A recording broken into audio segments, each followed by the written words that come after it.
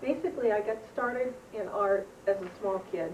Used to drive my parents bananas asking for all sorts of art supplies and such at Christmas time. Name. Mary Jane Carlson, sorry. And I'm currently teaching ceramic sculpture and wood carving at SAWC up in Brookings.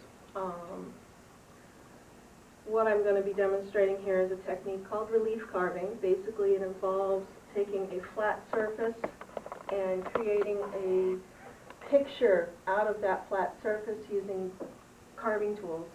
I use pretty much exclusively gouges, these are designed specifically for this type of carving. These are called palm carvers. Instead of a typical, what you would think of as a carving gouge, which has a long, heavy handle, these have a short knob. They're not designed for mallet use, but I have wrist issues, and the balance is so much better on these. I do have one. This is a more traditional gouge. It's long and awkward if I'm doing fine detailed work. So that's why I'm using these little guys. I do have a few other long ones, but these are very light. These are a Japanese block carving tool designed for wood block carving, and they're very light and very easy to manipulate. But again, you'll notice they're designed for gripping close up. The wood I'm using is called basswood. It is a very evenly grained wood. It has very little year difference. Most wood, say pine, redwood, that is soft, you think it'd be easy to carve. It's really not, because the winter wood is very hard and the spring and the summer wood is very soft. What was that again? This is basswood. Basswood. It's also called linden or limewood. The British call it limewood, and the linden is the typical tree name. But this is very easy. Your tool goes through it smoothly. Whereas pine, most of your hardwoods, your tool would end up going because you go through hard, soft, hard, soft, hard, soft, which makes it very difficult to carve. And it also tends to splinter really badly. This is not likely to do that. I mean, you'll still get a little bit of splinter. Basically, I order from either Almquist Lumber down in Blue Lake, or I order it over the internet or something like that. Almquist has really good stock. Normally I can get the thicker pieces like this. This is actually a piece that's a technique called carving in the round. And I can get the flat pieces that I'm used to using for the relief carving like this. And this is half done, so it's really difficult to explain what I'm doing. Basically what I do when I start a piece, and I will draw it out on the piece of wood and then start carving away the background. It's like doing most any art form. You have to establish where your main focus point is going to be, and on this I tend to go with a very simple motif in the center and a plain background.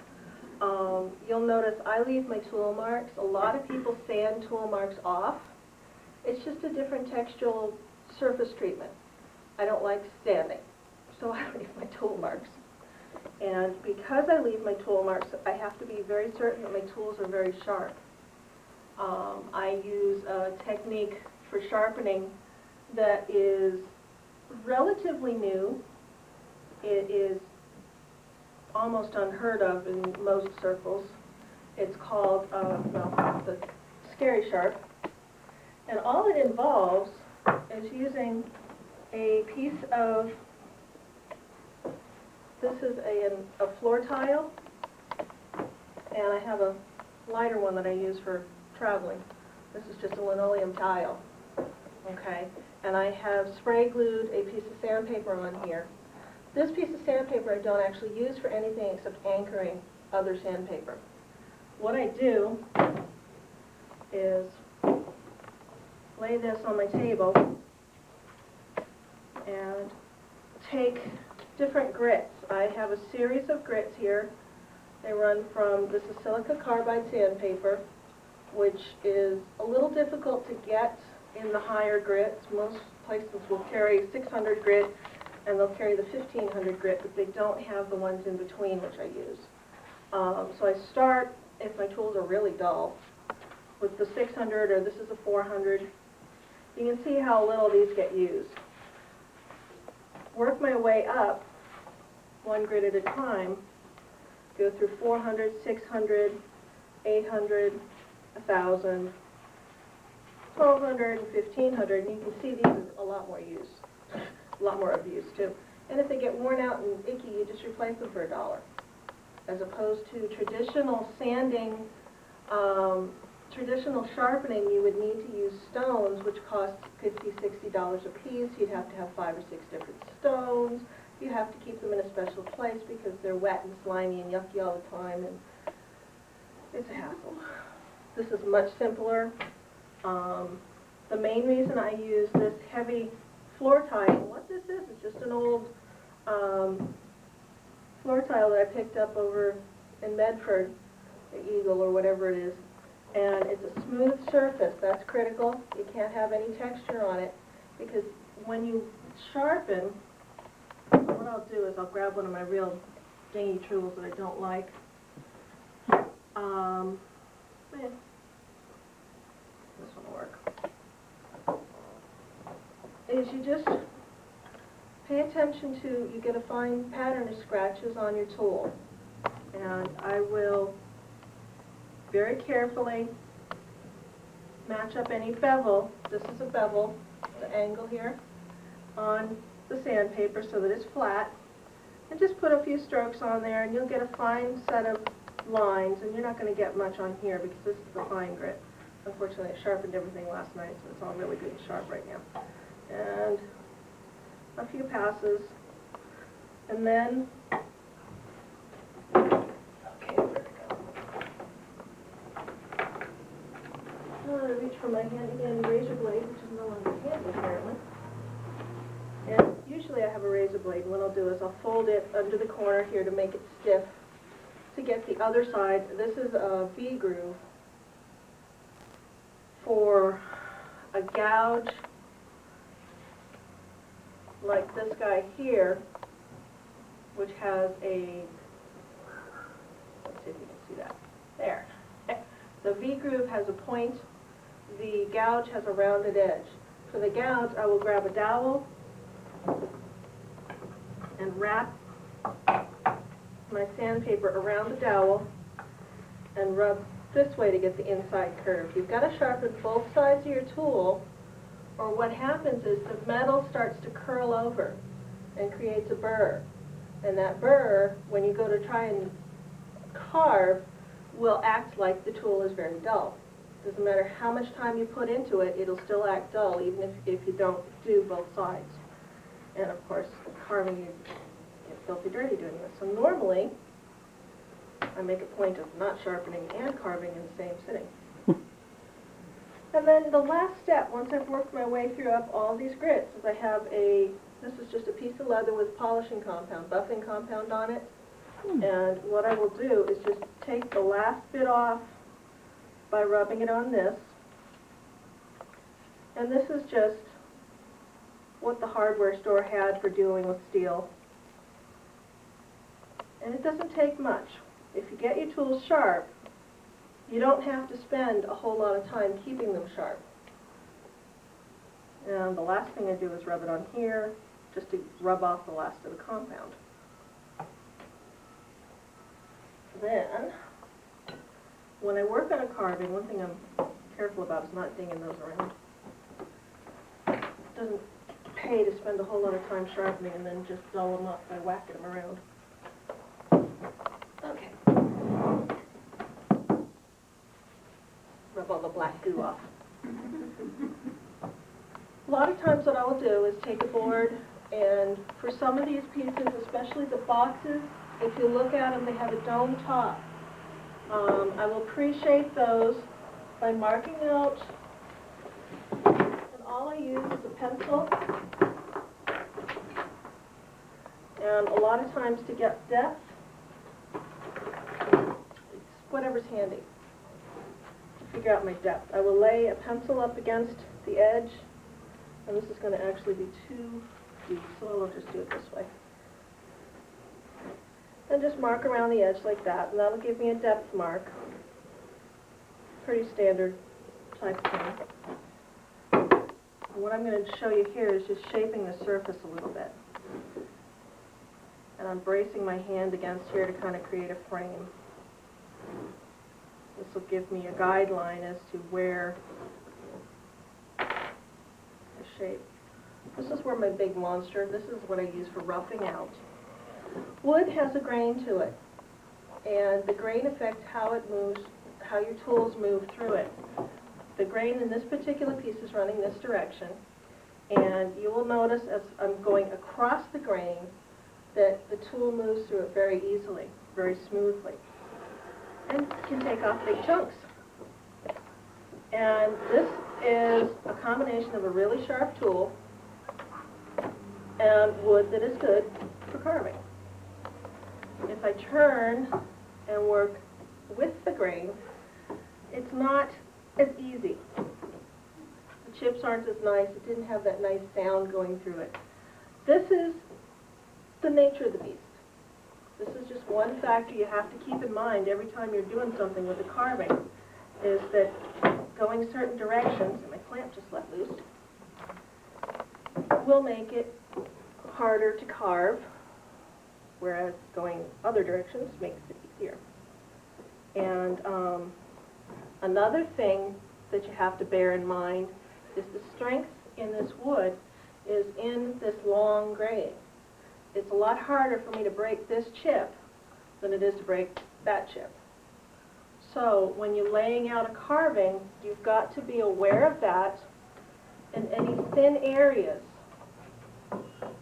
It's a good idea to have, if possible, have them running parallel to the grain instead of across the grain. If you have them running across the grain, they're liable to chip off. I've had problems on this, on the points, on the flowers here. Things like that, you just have to bear in mind as you're laying out your drawing, your carving, and sometimes it takes some modification. I mean, there is no definite set pattern. What I will normally do, the first step, once I get everything drawn out, is to take out the background. And granted, that's not exactly what I'm doing here, but this is about how I do it. Okay. Some pieces, I add the complication of putting a little bit of a frame around them. This is just a visual interest thing. There's no rhyme or reason. The first thing I do, get that background down to approximately where I want it, get all the fine detail figured out. Then you have to sit down and figure out which ones go, which depth things are going to go at. You want things that are not as important to recede, things that are going to be more important to come forward. It's a lot like planning out a painting. You've got to do certain things to make it look the way you want. This is, with relief carving in particular, there's a lot of fooling the eye going on. You're trying to create the illusion of depth when you really don't have depth. This piece here in particular, this is done on a piece that's, it's a 1/2 inch thick. And you still get the illusion of depth because of the shadows and such that I've created here. And that's done through a technique called undercutting. Basically, that's one of the last things I do. But this one here in particular, I cut the background in as deep as I needed. And I tend to leave the center of interest, which in this case the fish and the log and the rock and stuff, there's a lot going on in this one, to the last. And then a little bit of cleanup. That's, you know. So, this is pine. I don't recommend it for carving. This was an experiment. I really didn't like it. This one here, you can see I've started on the flowers. You can still see some of the pencil marks. One of the biggest difficulties with carving is you take away your drawing. before you're done. So a lot of times what I will do is either draw from something, copy a drawing onto my wood, or I will put my drawing on the wood and then lay it on the photocopier or just photocopy the piece of wood, or take a picture of it, something, so I have a record of what I was planning when I get halfway through. This, it's a long process to try and carve one of these out. This particular piece here is partially done. I've got my main concept laid out here, but I want to put something over here. I haven't exactly decided what yet. Okay. There you go. What I'm planning on doing is putting probably an insect or something small over here to kind of create a little bit of tension and a little balance. And the orchid is bigger than life size, so I'll probably make the bug bigger than life size. I just haven't found the right bug yet. So I've left a lot of wood built up over here. But you can see a little bit of the undercutting has been done, not a lot, but the background has been taken down, all the detail has been carved out using the different gouges, and a lot of times I have quite a few different profiles, which means different degrees of curve in the gouges. Some of them are very curved, some of them are almost flat. And each one of those different profiles creates a different mark on the wood. Now, by using a different tool, I can change what kind of mark I'm going to get. I'm really fond, the primroses up here, you can see the veining in the leaves from clear in the back of the room. That's just done by using the shape of the tool. The center vein is carved out with a V-groove. The veins on the leaves are actually just raised areas where I have carved in between with a tool. So you can kind of look and see. That's exactly what I've done there. Don't How thick recommend is doing your that. wood on that particular one? That's about an inch, a little bit thicker. What I found is I got a batch of basswood that was actually like an inch and a quarter. What can you get as far as thickness of And the board? thickness is available readily. You can get anything from an inch, what's what they refer to as nominal inch, which basically means it's actually 3/4 of an inch, Yeah. up to about 3 inches. Okay. You can, if you have a good source. Blue Lake tends to carry a lot of the 1 inch, but they also carry some of the thicker stock for carving in the round. How about blocks? What kind of piece can you get? Oh, that's, well, again, the 3-inch thick, That's, oh, I see. or the 2-inch, this is probably 2-inch thick Okay. for carving in the round, and a lot of people, you'll glue it up. Yeah. You have to get a good smooth surface. This one was not smooth, but for me it didn't matter. And what normally when you're carving in the round like this, you rough it out with the bandsaw. And this guy is, I've already started a little bit of the carving, so you don't see too much of the odd bits that you end up with. But I have a little frog over here somewhere. Okay, little frog dude. This little one in a box behind that. That's what I'm looking for. No, where's the other one? There he is. This little guy here, he is just roughed out. It doesn't look much like a frog at the moment. Okay? He's got some weird lumps and bumps. Okay, there we go. The extra material here and here I'll have to remove. And when I do, I'll start to look a little bit more froggish.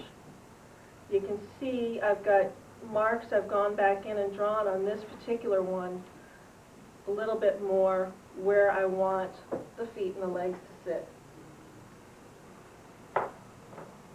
Okay. And then a little bit further along in the process, where is it? There we go. This is one with the big, throat sac going. Turpin.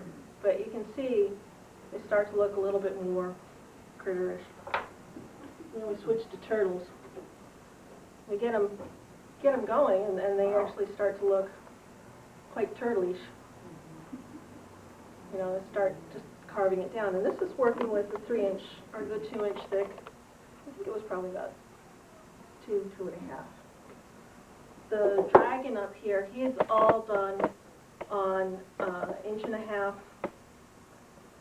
thick boards. So the same thickness, roughly, maybe a little bit thicker than the one I started with there. And I had to glue up several boards to get them the right width. The main grain in this piece is up and down here, so his strength is in the length of the body.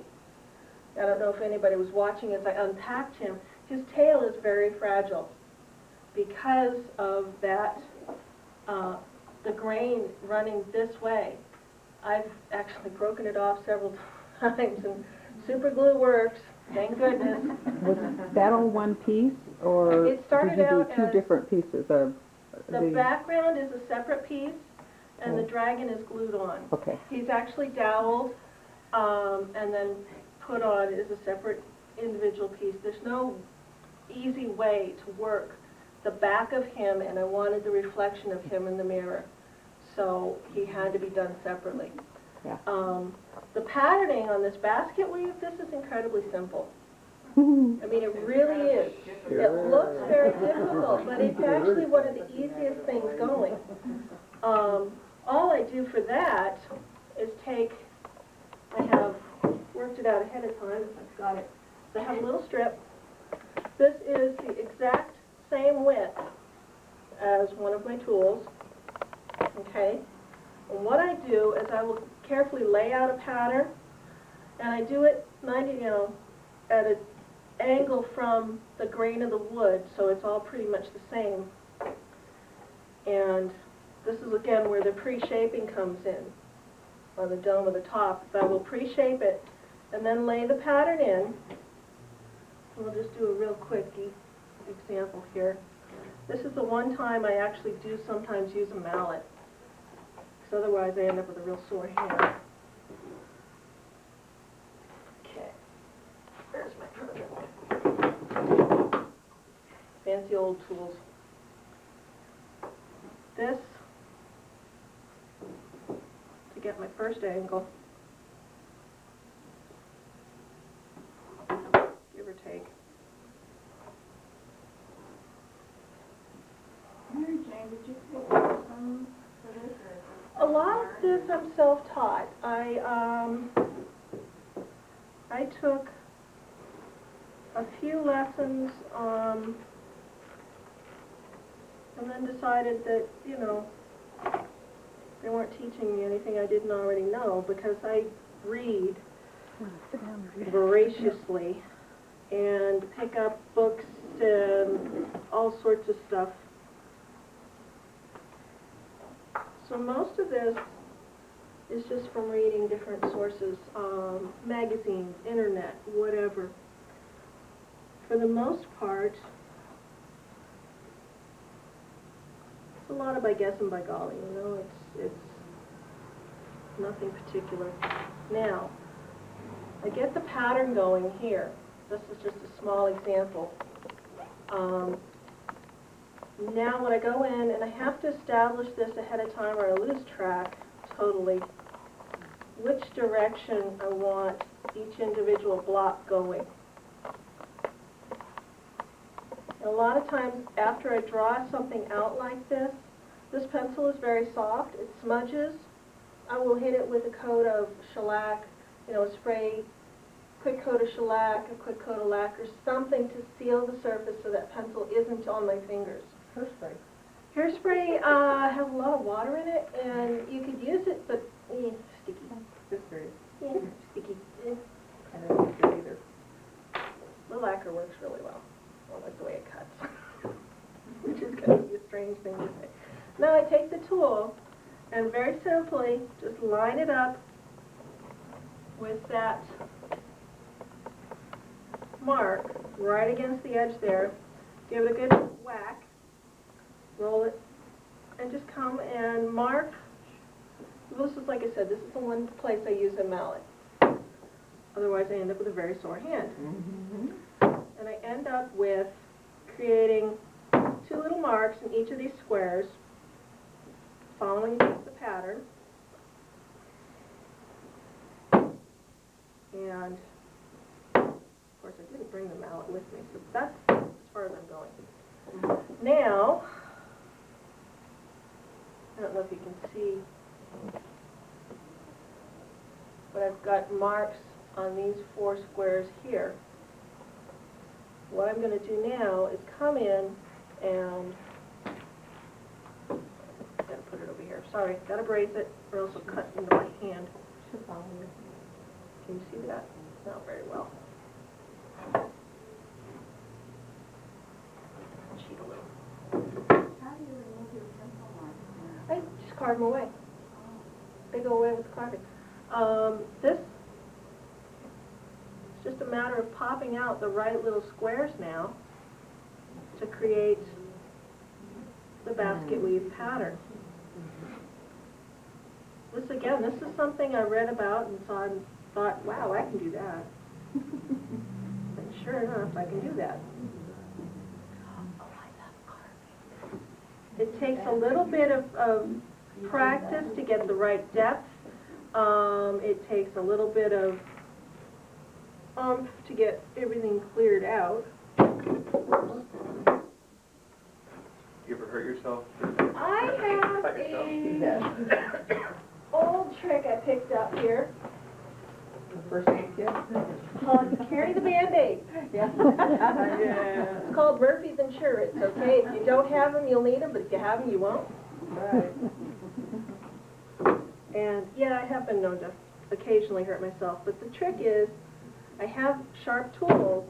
This is another thing people don't realize, is the sharp tools, you're less likely to hurt yourself because you're less likely to have to muscle them. You don't have to force them, so they cooperate, and you don't end up doing stupid things. And this is another reason I have this block here, is this way it kind of reminds me to push away from myself instead of using my hand. That's one of the biggest battles I have with students, is they want to put their hand there and work this way. It gets ugly. There are safety tools. This is a cut-proof glove. I don't use this much with relief carving because I just don't put this hand in the way. However, when I'm doing the carving in the round, you have no choice. It's a small area, and you know you're working here. It's very easy to slip. Proof? It has Kevlar and stainless steel in it. It's not poke proof, and you can damage it. Exactly. That's where they originated the ideas from. They stole it from the fishermen. Another tool is this green sticky tape. This is called either gator skin or carver's tape. This, you build up little finger guards, and I have quite a selection of them here for different fingers and different purposes and stuff. And these become a little bit extra of insurance. All they are is just a little bit of difference between oops and ouch. I tell students you cannot rely on them, but they will help. And all you do is just wrap this stuff around your finger, and it's usually the thumb that gets it, trust me. Okay? And you get a good thick layer, and it becomes protection. This stuff has got a little bit of rubber or something in it, so it sticks to itself, but it doesn't really stick to your skin, and you don't have to throw it away every time. You get a dirty surface on one, you just cover it up a little bit more. You have a thicker thumb. I also have built,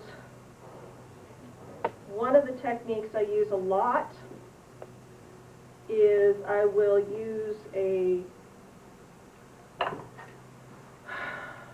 pointy gouge and dig in like this. And I found I was hurting this finger, so I built a finger that has a piece of wood in it. Oh. And that becomes the backing, so when I dig like this, you know, deepening lines, especially all the way around these edges, you have to be able to put a stop cut on. And that way, when you carve in, you don't end up with a wild pattern, wild things going on. This will put it back in its little holder, don't damage something. This becomes a much easier way to get in there and dig. You can use it as a pry bar. I use that a lot when I first lay something out. Here's one I can show you. This is going to be like that box top over there when it's done, and I haven't done all the stop cuts on it. This one I started doing a little bit in the background, and you can see it's a lot of this, pulling out little bits of material just to get it out of the way. This is a number 11 gouge, which has a lot of strange names. Macaroni tool, U-gouge, I mean there's a lot of different names. Carving tools are numbered. It's not like watercolor brushes are numbered. It doesn't follow a whole lot of logical sequence. The tools start normally with a number 1 is flat. This is a number 1 straight, which means it's straight across. This is a number 1 skew, which just means it's got the angle. I'm not used to working with the camera. You do good. The number 3 has a little bit more curve to it. You can see it's just slightly curved. Number 5 is a little bit more than that, all the way up to number 9 or the 11. You know, there's a little bit of variation when you get up to the 11, but the number 9 is usually a fairly sharp gouge. Then you get into number 12, which in most systems is a V-groove. And the angle of the V-groove is important. This is about a 45. Anything more than that and you end up with problems. This is used for undercutting and grooving, like all the fur on the animals is done with a V-groove. The texture, the rock, the tree branches, this is all done with a V-groove. All of this lining around the outside edge is done with the V-groove. I use this tool a lot. They're a pain in the neck to sharpen, but they work. Then you get into some really wacky numbers. They have like a number 24, which is a reverse something to another. Primarily when I set up a student, I try to get them to buy 3 tools or 4 tools, and it's the number 1 skew, the number 3, and number 7, which is a little bit more, and then a V-groove. So that's 4 tools. And it's important that you buy good tools. I mean, if you buy door stops, you've got door stops. I don't care how many times you sharpen them, they're still going to be screwdrivers or door stops. And unfortunately, the best way to get them for me has been to order them. Or I make trips out of the area. The store that I've dealt with most has been a little place called Woodcraft. They have catalogs they will send you every month. Get on their mailing list and you're on it for life. Yeah, promise. But they have good tools. They also have some door stops, but, you know, this particular brand is really good, the Feel brand. But these will get you started almost anything. And, let's see, normally I keep them in order so that I can just grab them out of here. But back to this. Here, again, you have to deal with the grain of the wood. If you don't deal with the grain of the wood, you're going to be fighting it. When I'm doing the stop cutting like this, the grain of the wood tends to try and pull your tool from whatever your cut is to straight.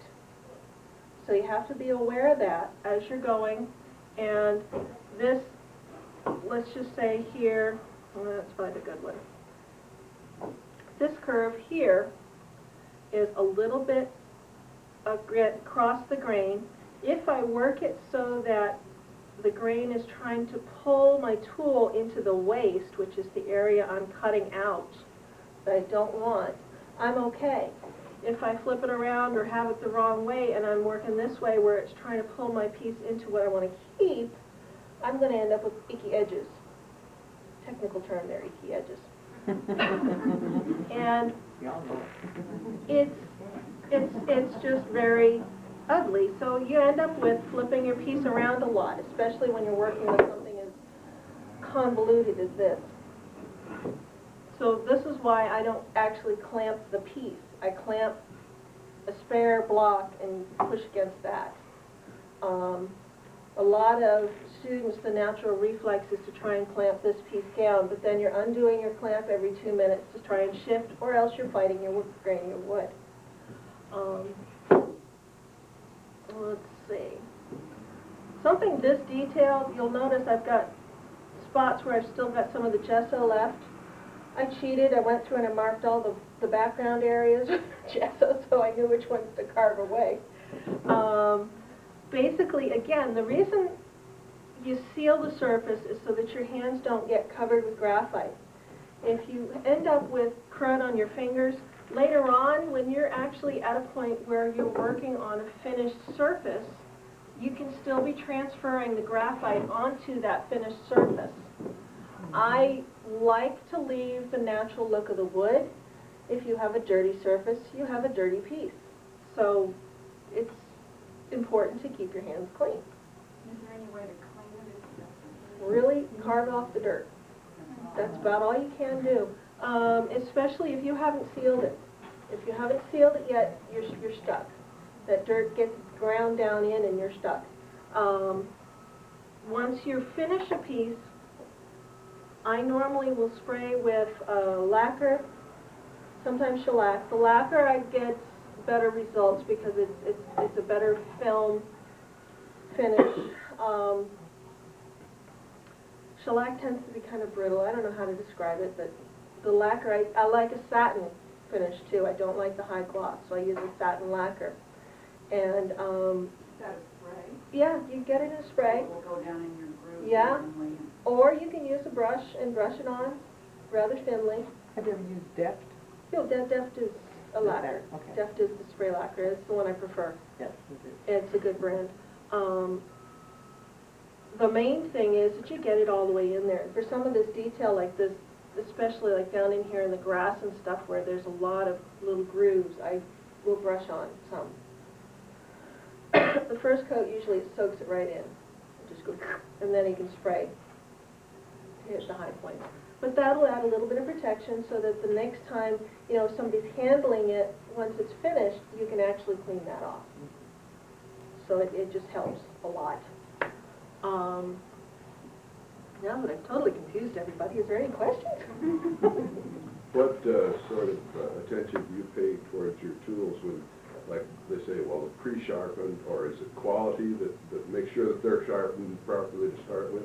It's really more a case of buying good quality tools. I find buying them through Woodcraft, I've had a lot of good luck getting them relatively sharp to start with. If they come particularly dull, I will cheat a little bit. I have a tabletop belt sander.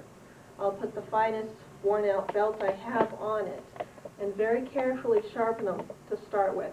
Normally, what I'll do is I'll run with the tool in one hand, a glass of water sitting there, and the belt, and I will very carefully just touch it to the belt, making sure I'm holding it at the right bevel, and just keep touching it gently with a finger on it, with the care not to sharpen the fingernail. Yeah. Trust me, I've done that before. And if it starts to get too warm, I'll just dip it in a glass of water to cool it down. The thing is, if it gets too warm for you to hold on to, there's a really good chance that you're going to overheat the metal and burn it. If you start to get a, you'll get a discoloring on your surface of the tool, and what that is you've burnt out the temper. And that gets really bad because then your tool is either too hard or too sharp, too dull, too hard or too soft. and it'll never be right. The only way around that is to actually sharpen beyond the part. But for the most part, if you buy good steel, you're in luck. If you buy some of the inexpensive brands, the steel is likely either to be too soft or too hard. Normally what I look for are tools that are Rockler about 59, 60. I've had good luck with them. If they even admit knowing what the Rockler scale is, that's a plus. Otherwise, they're normally too soft. There's a few brands out there that tend to run a little harder, but they work fine too. How much does a set of tools cost? Well, And what would you spend yourself? I expect to spend about $20 per tool, so it is expensive, but you have a lifetime investment. You know, this set here, this is the first set I bought. This one was like $140. They give me, you know, they give you a discount. This here is a little bit different. These are smaller profiles. They tend to be a lot more detail work type oriented stuff. And these are, I think this was like 180. What? On your pictures, your dog and your cat, Uh-huh. you do those and then you paint them with what? Those are done with acrylic paint. They're very nice. Mm-hmm. The cat is wonderful. Thank you. Basically on those, the pet portraits, I'm working from a photograph, and the fur is all laid in and everything, and it looks really funny at first because, of course, there's no detail. But then I work in the paint. Something like the dragon, he's painted, but he's done with a spray paint. He had to be painted. I didn't want to. He looked so good without it, except for the spot where I had glued the two pieces of wood together. Because it's like about in here, so, and it just, he had to be painted. They have a lot of really nice effect spray paints now. You know, the different gold tones and stuff like that. So I've had a lot of people go, wow, he's really carved? Yeah, he's Basswood. He's carved just like the rest of them. The black dogs, for some reason, I went through a whole siege where everybody who wanted a dog done, it had to be a black dog. And they just don't look as well as colored ones. They don't photograph well. They don't photograph well. They don't. I mean, That's it's why they really- wanted you to carve it. Exactly. Well, you Now, know. are those eyes look excellent? Yes. It's, Can you hold the dog up here? Yeah, and see if you can get a zero in on that one, Kathy. can you get him, her, Yeah, once you stop and it's there. Now I can- Good. Now we can see all the lines. Yeah. You can see all the detail of the fur in there. His eyes. The dewlaps, whatever you want to call them, down here on the throat, the line on the back of the neck here, the shoulder, the ear. It's all carved in there. You just lose a lot of it with the black paint. And the eyes, I just painted the eyes like I thought they should be and added a little white highlight to make them shine. And that's just, there's a little bit of white in the corner because you just see the little bit of white. Of course, I had a good model too. Now, can you hold the cat up for us? The cat, I'm not as happy with the way the body came out on him. I'm a cat person. But, you know, the chin isn't quite right and stuff like that. But that's me being picky, and I tend to Darling. be very picky. Hey, if a cat person likes it, you did good. My cat doesn't care. Yeah. He's not that particular. But the fun part on this is trying to get to the ears. This, the fur in the ears is done across the grain. It's actually harder. The veining, it is a pain. And they chipped and they dinged and I had to glue them back together and they said, you know what, my cat has that kind of ear anyway, so who cares? Do you he's a ever fighter. use any hardwood looking for strength and, I have in the past, this piece here, this is walnut. And there's a few tricks to carving the walnut. Somebody had suggested, and I tried it, and it worked wonderful. Carry a spray bottle with 50% alcohol in it, and spritz it as I'm working on it. The moisture was just enough to soften up what I was carving without destroying the grain, and the alcohol keeps it from raising the grain. does that, of course, it dulls your tools considerably, doesn't it? It is a lot harder on the tools than the basswood. Basswood is, though, technically a hardwood. But of course, you But got it's the not as strength hard. there, and you don't have to worry about, Basswood's fairly strong. I mean, this, to be honest, it's a lot harder, but it worked fine. Is that black walnut? Yeah. Have you ever My heard family. of like boiling your wood? A lot More of the bowl for carvers. bowl carving, because the bowl carving, a lot of times they'll do green. And that boiling process helps dry the wood, or it breaks the cells down so they dry more evenly. But for this, no, I really don't boil it. The most I'll do is I'll throw it in the microwave if it's got bugs.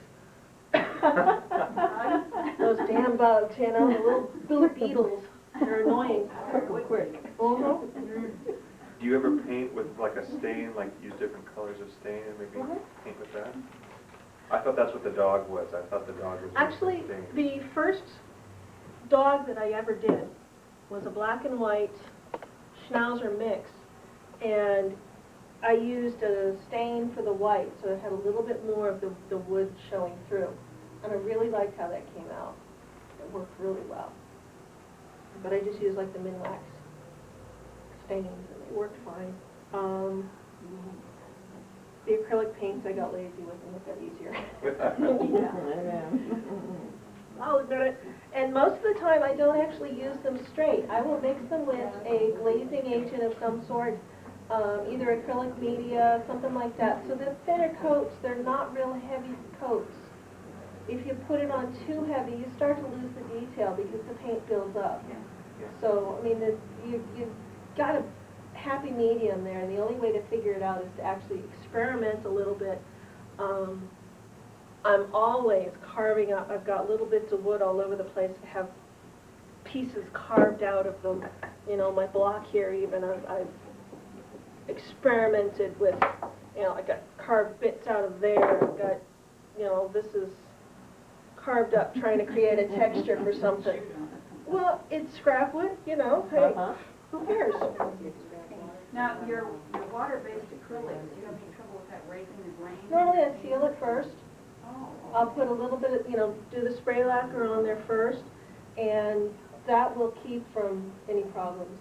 so that way you can blend out with a paper towel or something and rub A out? little bit, you've got to experiment. Again, the texture of your wood, your tool marks are going to show if you want them to show. If you want to sand them down, you can spend a million years sanding, which I hate. And, you know, generally, I mean, like this one here, you can see if you look very closely, there's a few places, you probably won't pick it up with the camera, but there's a few places where you know, there's dirt on it from handling. And what I will do, the last thing is I will go over like those edges where it's picked up some dirt and just shave off a tiny layer and get rid of it. And even out the tool marks. Right now this has got some big heavy tool marks up here from the big monster, and it's got some little tiny tool marks from different tools. I will even that out. And that becomes a background texture. On some pieces, especially like the animal carvings and stuff, I'll kind of play it up a little bit to create more of a background. Some pieces, you know, the hair, obviously, it's all tool marks. That's how the texture is created. The basket weave, if I wanted to really get into it, I could spend hours trying to clean that up, but, you know. Have you spent hours on it anyway? I did. That's one problem with this, it is very time consuming. And depending on what you're working on, some things, these stupid box tops, did. This is probably 40 hours of work in this top alone, and then the box. And this got a little dirty on handling and stuff, and I couldn't get it off, so I painted it. Actually, what I did is I took acrylic, no, it wasn't even acrylic, it was lacquer, and I mixed in artist pigments. You know, I can't think of the name of them right now. But I had the 3 or 4 different colors. I had the reds, the golds, and kind of an opal. Makes it look antique. Yeah. Well, it's good that you followed true, like for each piece, Mhm. so Well, that made the it more whole interesting even. theory when I started this whole thing was, and the picture I had in my head was a ball of ribbons, Mm-hmm, Oh. exactly. which is a tangled ball of ribbons, and that is totally random lines. Uh-huh. I started out, you know, I did a thick one here, and then a thin one came through, and okay, it needed something here. And then I the, thought that was woven metal when I first saw it. no, I that's, really did. Yeah, yeah. it's all hand carved. This is one, like I said, this one is in progress, and you can see, okay, there we go. You can see the patterning starts here. I mean, I like there's a few things that I like to throw in for twists, you know, like here's a twisted one and things like that. But the varying thicknesses and stuff, let me tell you, cleaning out in between these things is a bitch. Mm. Just to put it in plain, simple English. It's a real live pain in the arse. And to clean out, the final clean out on the corners and such, I will do as far as I can with the tools. And then I have a little tiny metal brush that I use on my Dremel. And I'll just touch it in there to knock down the edges. That's about the only time I use a Dremel. What is it? It's a rotary tool. Little drill? Kind of like a drill, only more like a dentist drill. No, I wouldn't like it. They're annoying. That's why I don't use them very often. I can't stand the noise, and they kick up a lot of dust. Yeah, I've got big chips all over the place, but you know what? Dustbuster is our friend. And how many hours did it take you to do like all the scales on that dragon? Those are just. Here, they're a variation on the basket weaving technique. It's not super difficult. I took, where is it? This little guy here, and just did a little bit of these. Of course, him I was pushing in very carefully so as not to break him. And, I don't know, can you see that? Oh, for goodness Did the sake. scales before you did all the carving on them? Oh, no. Breaking, or was that a last thing? That was the last thing I did with the scales because they're a pain. It seems like the head would be really hard because all the frills coming off there would be easily broken off. The main grain in the wood is running almost parallel with the longest of those frills, so that they weren't that bad. The tongue, on the other hand, was a pain. That's been glued on a couple of times. You know, these little trick things. Right, yeah. There's different things going on here, so. Do you have your things in the shop? Not at the moment. I just had them down at the port doing the, well, up there in Brookings doing the art show. I'm going to be at not Words and Pictures. I have boxes at Words and Pictures, but they're just plain simple slide top boxes. They're not the carvings. Maury's, September and October. My stuff will be there.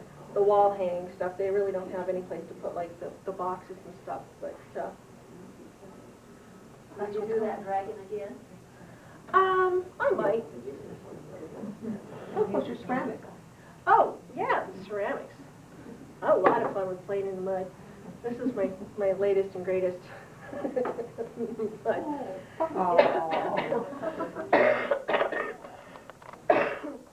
sorry, I'm battling a cold. Something about an inch of water in my boots past weekend. This guy is actually there's a species of fish in the Bering Sea. I did work on commercial fishing boats up there as the government observer. And this is what they call a lumpsucker. And that's what he's modeled after. It's not exactly anatomically correct, but the face is right. Who's gonna That's know? the face they have. Who's going to share? Absolutely hilarious little critters. For the most part, on the ceramics, we don't have the facilities up there to do wheel work, so most of what I'm working with is hand-built. I'm doing a lot, the tiles, that's what I've been working on lately. These are simply weeds that are rolled into the clay Oh, and then stained or glazed. We have a lot of, I'm gonna pull that down. Oh, you got it. A lot of really neat weeds around here. And again, this is, some of them are herbs. well, Well, this particular one, no, it didn't have any herbs, but the herbs are great. There are herbs available, and they make a wonderful print. The maple leaves, they're about the only thing I didn't find that was technically a weed. How do you get them onto the, I mean, is the tile soft? I mean, I start with a piece of clay, roll it out. It's done from a raw ball of clay, and roll it out with a rolling pin, cut out the tile, and put the weed on it, roll it out again, cut it out again, and dry it. And the tricky part is actually the drying. If you don't dry it with weight on the surface, so that the two surfaces are drying evenly, it'll do this nasty thing and it starts looking like a potato chip. Could, Real pain. could you do like a dragonfly with one? Oh, yes. Oh, yeah. You could do a lot with those, really. It's just finding, if you wanted to do an actual imprint of a dragonfly, you'd have to put a dragonfly in there. It's part of the dragonfly. You know, Yep. colored glaze is. They are, what I do is, ooh, that's a scary view.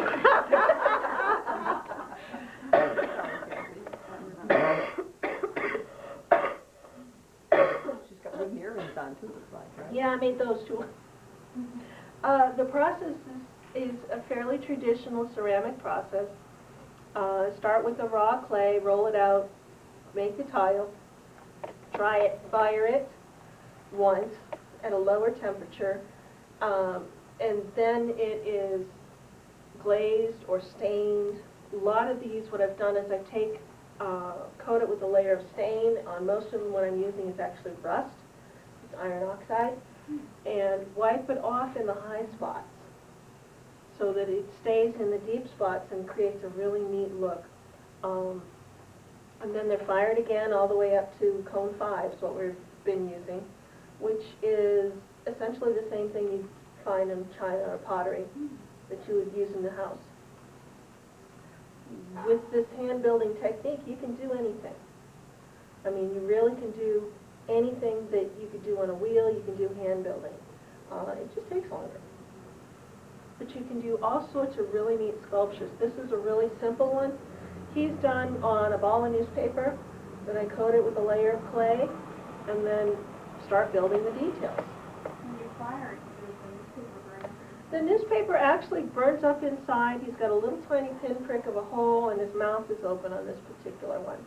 And, he's not rattling, but the ash stays inside. On a lot of things, paper will burn right out, burn up, and all you end up with is a little tiny bit of ash. All the weeds, they burn right up, all you end up with a little tiny bit of ash, you just wash it off. And it's a lot of fun.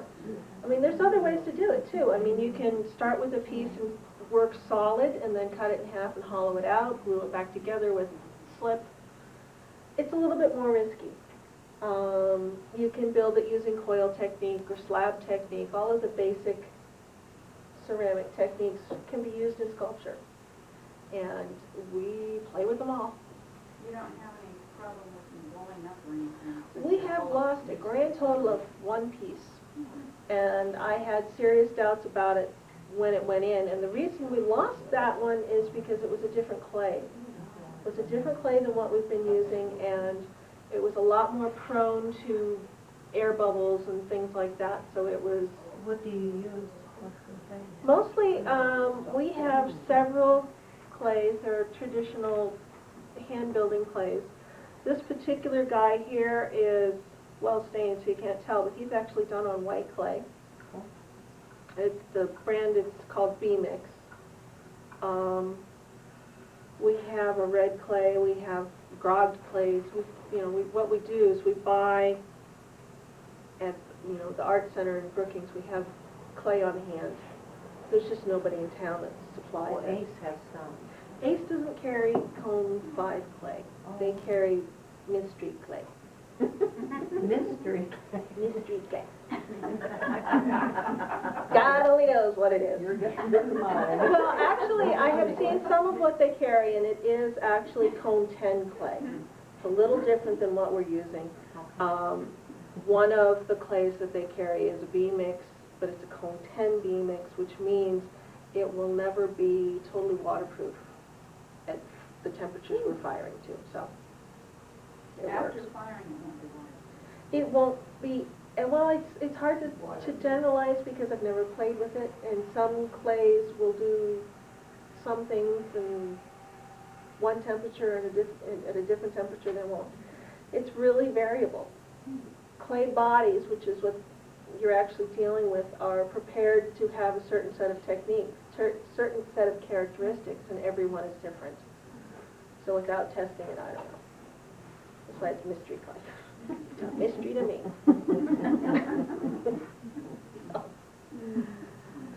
Anything else? What days do you have your class? The wood carving class is going to be starting the end of September. It's the last Wednesday in September will be the first class. It runs about 10 weeks. It's through SWAC, and it will be Wednesday evenings from 6 till about 8.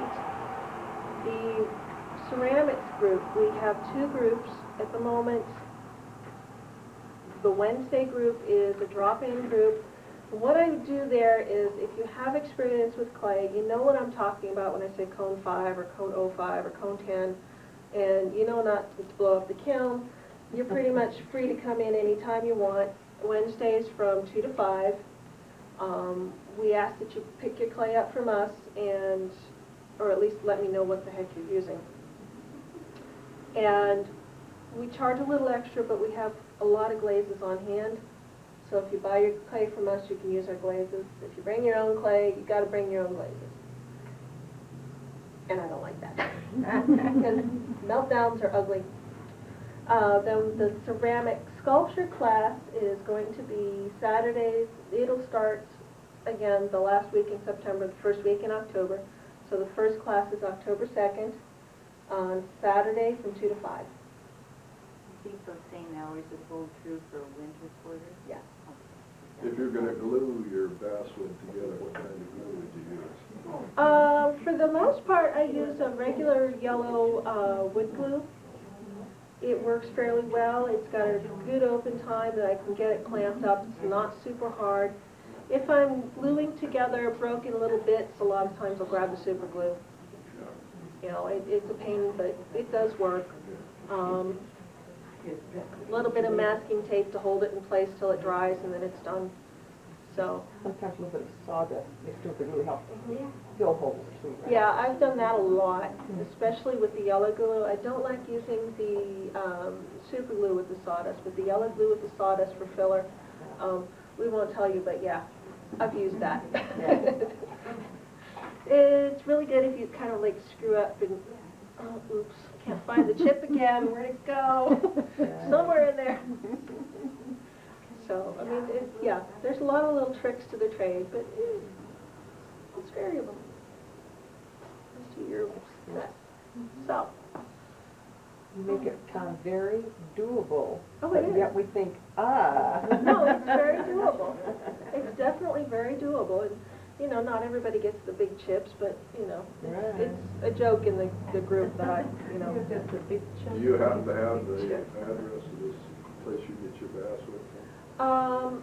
Not off the top of my head, but it is Almquist Lumber. It's in Blue Lake, which is on 299, just north of Arcata. And if you look them up, they're in the phone book. For email. Or email. I think they do have an email somewhere, but I don't know what it is. Is basswood harder or softer than pine? It is a little bit of both. Believe it or not, pine, the when you look at a piece of pine, the dark bands in pine are very hard. And you can see where the pitch is coming up. Yeah, it's very hard in the dark bands, but the light bands are very soft. Basswood falls in between. And it's actually a lot easier to carve than pine because you're not fighting that with your tools. Is basswood native to America, or does it come It is, from another area? linden trees, they're in the United States, whether or not they're native, I couldn't tell you. I think so. But it's not like a tropical? No, it's not a tropical import. It is grown commercially in the United It's States. hard to get a big piece. But, It is, uh, yeah. we know of a gentleman in Reading that he'd go back east and come back with a whole trailer load. He would have large pieces because he was building horses for Carousel horses, yeah. Wow. Yeah. And of course, he was gluing them all together, but Yep. you get fairly large This is another drawback with pine. carousel. Oh, yeah. This was a kiln-dried piece of wood, and it's still leaking pitch. Redwood, again, redwood's the same way as the pine, only it's more likely to splinter. Somebody told me that eucalyptus is kind of twisted, then when it dries, it's sort of unraveled. Eucalyptus, myrtlewood, both of them have this really strange thing that goes on with the grain. Most wood, the year grain is parallel all the time, but they kind of twist a little bit. So what you're carving goes nicely this direction, it'll splinter slightly in the next layer. So it really is prone to some weird things.